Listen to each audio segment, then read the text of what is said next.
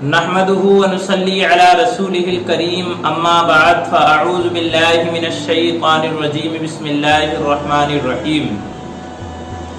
محترم دوستو، ہم جنگ بدر کے تعلق سے گفتگو کر رہے ہیں، تو چلیے شروع کرتے ہیں۔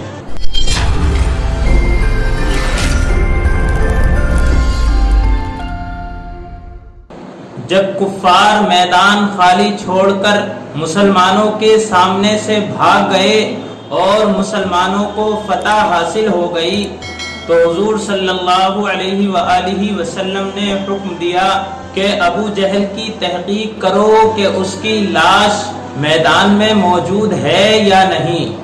یہ حکم پاتے ہی حضرت عبداللہ بن مسعود رضی اللہ تعالی عنہ مقتولین کی لاشیں دیکھنے کو چلے گئے۔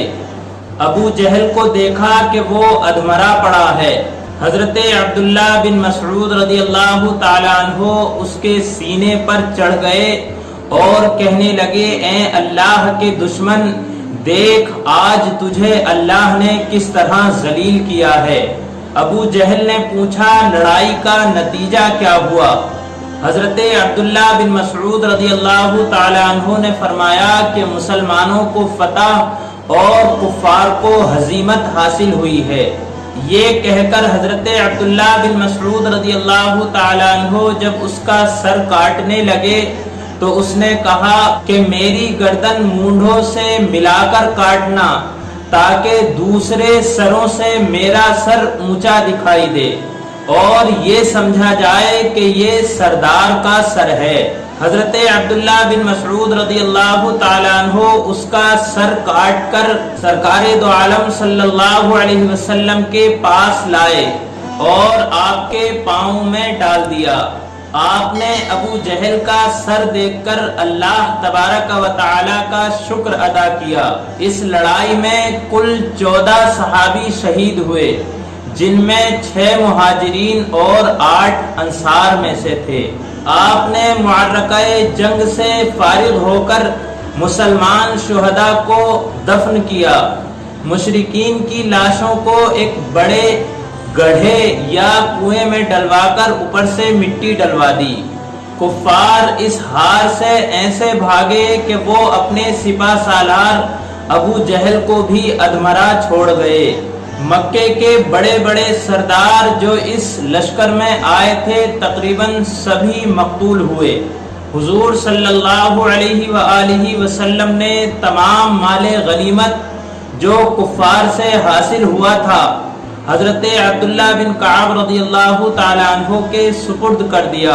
حضرت عبداللہ بن رواحہ اور زید بن حارث رضی اللہ تعالی عنہما کو مدینے کی بالائی اور نشیبی بستیوں کی طرف مژدۂ فتح سنانے کے لیے روانہ کیا۔ حضرت اسامہ بن زید رضی اللہ تعالی عنہ کو مدینے میں آپ اپنا نائب بنا کر چھوڑ آئے تھے۔ فرماتے ہیں ہمیں اس فتح کی خوشخبری عین اس وقت حاصل ہوئی جب حضرت رقیہ زوجہ حضرت عثمان غنی رضی اللہ تعالی عنہ کو دفن کر رہے تھے۔ یہ خبر مدینہ المنورہ میں 18 رمضان المبارک کو پہنچی تھی۔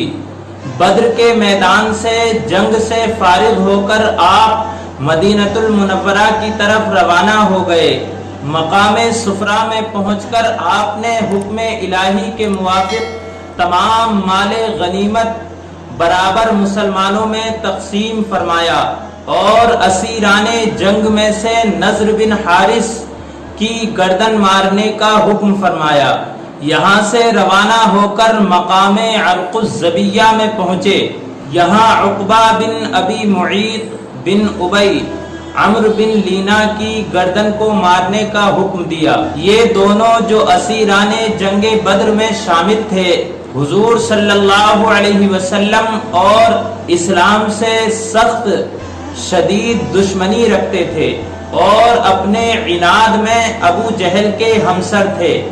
نضر بن الحارث کو حضرت علی رضی اللہ تعالی عنہ نے مقام صفرا میں اور عقبہ بن ابی معیط کو مقام عرق الزبیہ میں عاصم بن ثابت الانصاری نے قتل کیا۔ اس کے بعد حضور صلی اللہ علیہ وآلہ وسلم اپنے اصحاب کے ساتھ تیز رفتاری سے اسیروں کو پیچھے چھوڑتے ہوئے مدینۃ المنورہ کی طرف روانہ ہوئے۔ آپ سے ایک دن بعد قیدی بھی مدینۃ المنورہ پہنچ گئے۔ تو محترم دوستو، اس سے آگے بھی ہم گفتگو کریں گے، آپ جڑے رہیے گا۔ اللہ تبارک و تعالی سے دعا ہے پروردگار عالم ہمارے دلوں کے اندر سرور کائنات صلی اللہ علیہ وآلہ وسلم کی سچی محبت عطا فرمائے، آمین۔